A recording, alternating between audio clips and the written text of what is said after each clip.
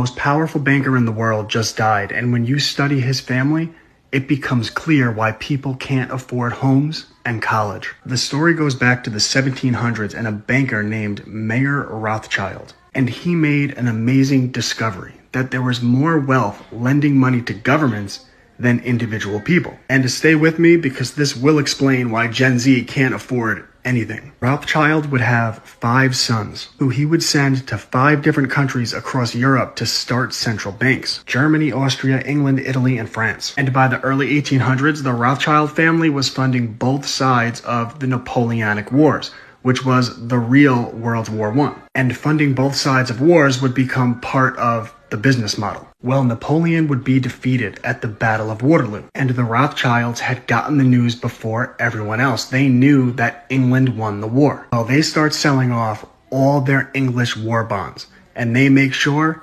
everyone could see them do it. And when everyone saw the Rothschilds selling their bonds, they started to sell theirs. They assumed that the Rothschilds had information that England was going to lose the war. And when everyone started selling their war bonds, the Rothschilds bought them back for pennies on the dollar. And later that week, when everyone else found that England won the war, the Rothschilds basically owned the country. And as Nathan Rothschild said, "Give me control of a nation's money supply, and I care not who makes its laws." The business model had become to get governments and people into debt. And when the Rothschilds saw a young America, they saw opportunity. And in 1816, they found their way into American central banking with the second bank of the United States. And your money would be worth even less today if Andrew Jackson hadn't come along and saved the country. He started what are known as the bank wars. He balanced the budget, paid off America's debt, and ended the charter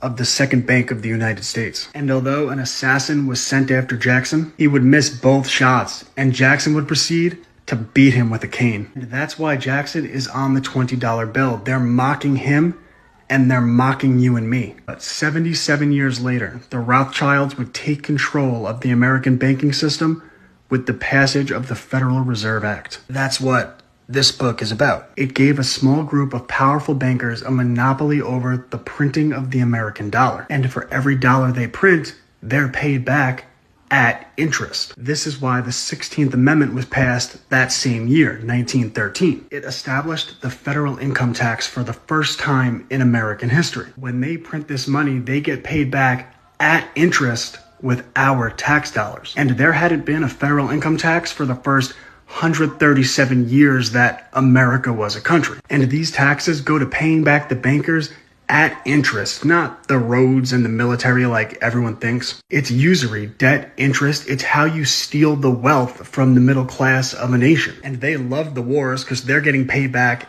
at interest. But every time they print that money, they're stealing from the future. It means your money's going to be worth less. It's why they had Lyndon B. Johnson push the Great Society, which made mortgages and college loans available to everyone, which was great for the boomers. But every time they took out those loans, it meant the price of housing and college would go up, up, up. So now no one could afford housing, no one could afford college without going into debt. The business model has always been to use usury to steal the wealth of nations, to control governments, and to control people.